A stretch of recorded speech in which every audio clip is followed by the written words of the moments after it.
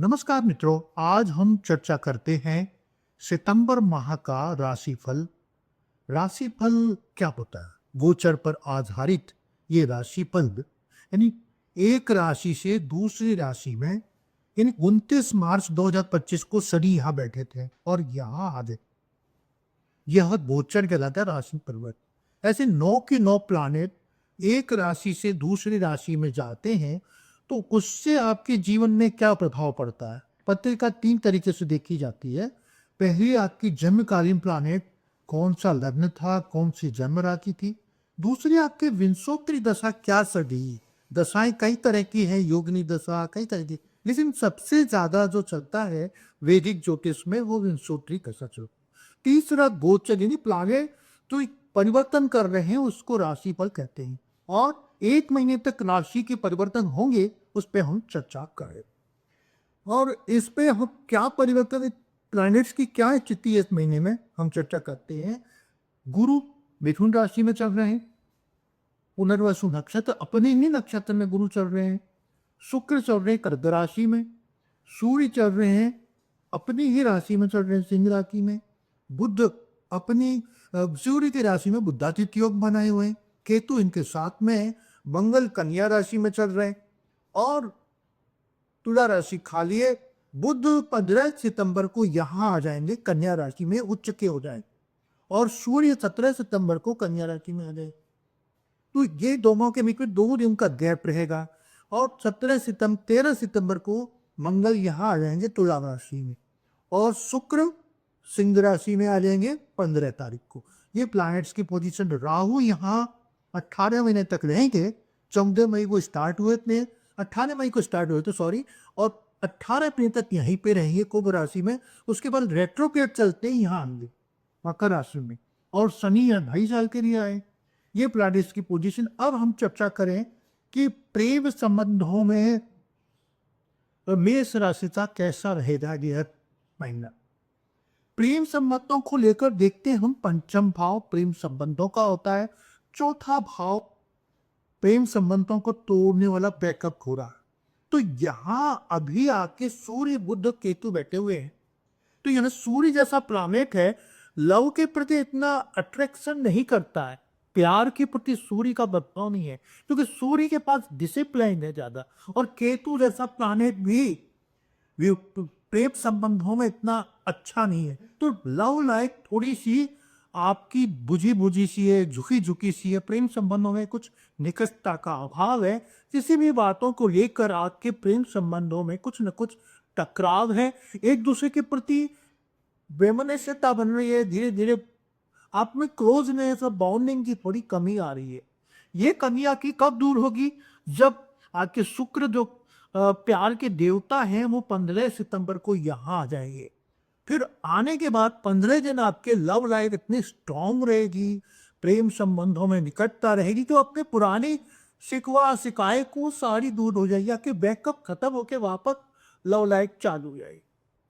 अब हम चर्चा करें मैरिज लाइफ कैसी रहेगी आपकी। मैरिज लाइफ को सप्तम भाव से देखते हैं। कृष्णमूर्ति पद्धति से लग्न का संबंध 7वें और 11वें से होता है तो प्रेम संबंध के बाद विवाह पढ़ने को होता है या पंचम भाव लोग का है सातवां है। और 7वें भाव का निर्देशन कौन करता है? छठा भाव। तलाक, शादी में दुराव, आपस में झगड़ा छठा भाव देता है। तो यहाँ वैवाहिक जीवन के लिए आपके लिए बहुत अच्छा है क्योंकि 7वां भाव सुख भाव में है। यानी सप्तम भाव यानी तुला राशि का स्वामी होता है शुक्र, जो चौथे भाव सुख भाव में। तो आपके जीवन में मैरिज लाइफ बहुत अच्छी चल रही है। आपके मैरिज लाइफ के सुखों में कोई कमी नहीं है। लेकिन आपका रिश्ता नया होने वाला है, नई शादी के लिए तैयारी में है तो वो अभी आपको वेट करना पड़ेगा। जब शुक्र यहाँ आएंगे पंचम भाव में तो आपकी इच्छाओं को पूर्ति करेंगे शुक्र, तब आपके विवाह प्रस्ताव आएंगे। और नए जिनकी शादी होनी है उनके विवाह प्रस्ताव का जो वेट कर रहे हैं, प्रपोजल कब होगी, शादी कब होगी, मेष राशि वाले, वो उनके 15 तारीख के बाद उनके शादी की संभावनाएं बनती है। अब हम चर्चा करें नौकरी के लिए। नौकरी के लिए एक पहले भाव का संबंध 6 और 11वें भाव से जब कनेक्शन होता है तो व्यक्ति की नौकरी लगती है और नौकरी सर्वाइव करती है, अच्छी चलती है। क्योंकि छठा भाव नौकरी से है, तो जिनकी ज़्यादा अच्छी नौकरियाँ हैं उनको उस विवाह के प्रॉब्लम्स होती है, विवाह में संबंधों में प्रॉब्लम। तो यहाँ जब छठा भाव कंपटीशन का भी भाव है, जीवन के हर क्षेत्र में आज कंपटीशन है, चाहे आप नौकरी में हो तो वहाँ कंपटीशन, आपसे ज़्यादा अच्छा काम करने की कोशिश करते हैं, आप पिक्चर लाइन में, फिल्म लाइन में है तो वहाँ है, आप पढ़ाई में तो वहाँ कंपटीशन, आपको एग्जाम देना है तो लाखों लोग सिविल सर्विस में बैठते रहो, हम जहाँ हजारों निकलते हैं। तो ये जो सारा कंपटीशन भाव छठा है, कृष्णमूर्ति पत्नी में छठा भाव बहुत ही महत्वपूर्ण है, क्योंकि हर व्यक्ति को हर जगह कंपटीशन है। और छठा भाव एक तरह से आपकी इनकम भी, जो मेहनत करके जो इनकम जनरेट होती है वो छठा भाव से होती है।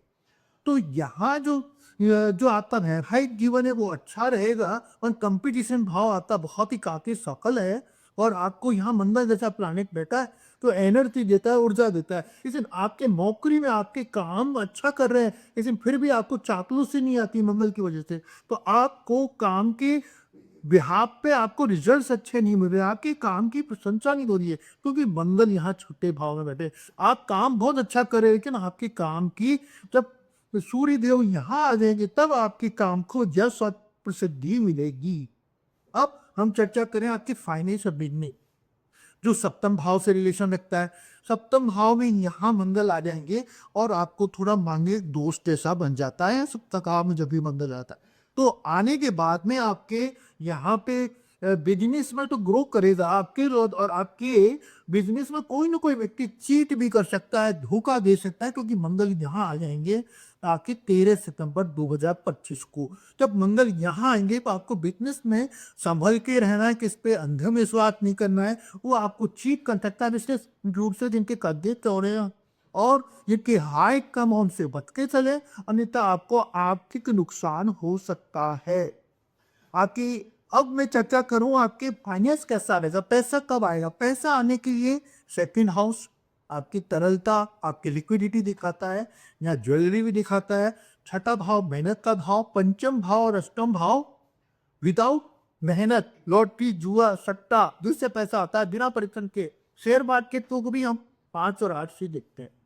और विशेष रूप से प्लैनेट राहु, इनका सबसे ज्यादा बुध राहु, जैसे जो ट्रेडिंग करते हैं उनको कमीशन मिलता है, तो बुध और राहु अचानक से ज्यादा प्रेशर दिला।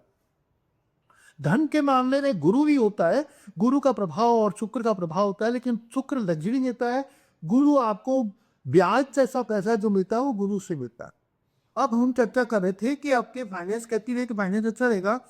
अब फाइनेंस आपका बढ़िया रहेगा, क्योंकि आपके 11वें भाव में राहु बैठे, जो आपको पूरे मंथ तक अच्छा धन दिलाएंगे और गेन कराएंगे, अचानक से प्रॉफिट्स दिलाएंगे और फाइनेंशियल मजबूत बनाएंगे। अब हम चर्चा करें आपकी हेल्थ की। हेल्थ कितने बचता है, लग्न से केपी में छठा छोटी बीमारी, अष्टम भाव क्रिटिकल डिजीज, 12वां भाव हॉस्पिटल। इनके भी चर लग्न वालों के लिए मारक भाव होता है 11वां, और स्थिर लग्न वालों के लिए 9वां भाव बाधक प्लानेट होता है, और 20 भाव वाले जो प्लानेट्स होते हैं, राशि लग्न होते हैं, उनके ही 7वां भाव मारक होता है। अब इन सबका जब ग्रुपिंग बनता है तो आपके स्वास्थ्य में गड़बड़ रहता है।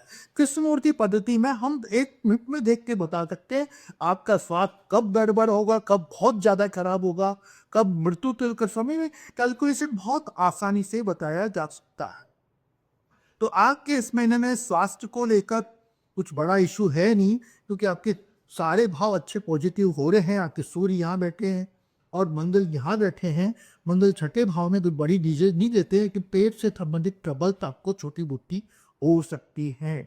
आपके पढ़ाई में कैसा रहेगा ये महीना, स्टूडेंट्स हैं आपके एजुकेशन का कैसा बरकरार रहेगा, क्योंकि बुद्धि भाव पंचम भाव है, चौथा भाव प्राइमरी एजुकेशन है, 9th हाउस हायर एजुकेशन है।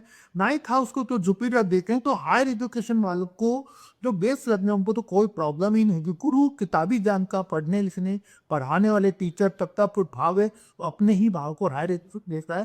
तो आपका यह साल पढ़ने लिखने के बहुत ही अच्छा है, और यह महीना भी बहुत अच्छा है, क्योंकि गुरु अभी पुनर्वसु नक्षत्र में अपने एक नक्षत्र में चल रहे हैं, तो यह स्थिति आपके लिए बहुत ही अच्छी है। उसके बाद चौथा भाव में शुक्र बैठते हैं। जो छोटे क्लासों में पढ़ रहे हैं उनके 12th तक के लिए उनको पढ़ाई में बड़ा मन नहीं लगेगा, क्योंकि शुक्र वैसा प्लाने आलस कराता है, लग्जरी ज़्यादातर। जहाँ लग्जरी हम पढ़े नहीं थी, वहाँ अनुशासन होता है। तो ये और पर आपने जो प्रोफेशनल पढ़ाई की है वो 10th हाउस से की जाती है। तो आपकी पढ़ाई में एकाग्रता रहेगी, आपकी पढ़ाई में मन लगेगा, आप एक ढंग से पढ़ पाएँगे। अब हम चर्चा करें आपका आध्यात्म धर्म के प्रति क्या रहेगी स्थिति? धर्म के लिए नवम भाव व्यक्ति हैं, पंचम भाव दुखते हैं। आपका इष्ट पंचम से और धर्म के प्रति रुचि आपके 9th हाउस से देखते हैं। यहाँ बुध और केतु जैसे प्लैनेट बैठे हुए हैं, तो आपके केतु जब पंचम भाव में है, तो धर्म के प्रति आपकी आस्था जुड़ी हुई है और धर्म के प्रति आपका ईश्वर के प्रति लगन है, जो आपके इस महीने में बहुत अच्छी रहेगी। ईश्वर के लिए मंदिर के चक्कर में आसपास के किसी मंदिर में धार्मिक सुनने जाएंगे, आप जंगल में किसी जाके आपने का आपको ईश्वर के प्रति समर्पण पाएंगे अपने आप में। तो यह आपकी धर्म के प्रति है। अब आपकी डिजायर क्या पूरी होंगी, क्योंकि केपी में कृष्णमूर्ति बद्री में ज्ञान भाव सबसे इंपॉर्टेंट है। दुनिया भाग्य में क्या मिला नहीं, आपको क्या चाहिए वो मिलना चाहिए। आपको 11वां भाव डिजायर पूरी कराता है और 11वां भाव पूरा कराने में राहु बैठे हैं और बुध जैसे प्लानेट इसको देख रहे हैं। सूर्य बुध जैसे प्लानेट इसको देख रहे हैं, तो आपकी डिजायर फुलफिल होंगी, अचानक से आपकी डिजायर पूरी होंगी। कुल मिला के मेष राशि वालों के लिए ये महीना बहुत ही अच्छा है। और छोटी मोटी बीमारी, पेट से संबंधित ट्रबल के अलावा आपको उपाय क्या करने हैं वो मैं आपको नीचे स्क्रीन पे दे रखा हूं, वो उपाय करें आप। और आपने अभी तक मेरे चैनल को सब्सक्राइब नहीं किया है तो प्लीज मेरे चैनल को सब्सक्राइब करें, लाइक करें, बेल आइकन को दबाएं। अगर आपको व्यक्तिगत परामर्श की आवश्यकता है तो प्लीज मेरे चैनल पे आप मेरे नंबर्स पे कनेक्ट करके आप मेरे से व्यक्तिगत संपर्क भी कर सकते हैं। नमस्कार।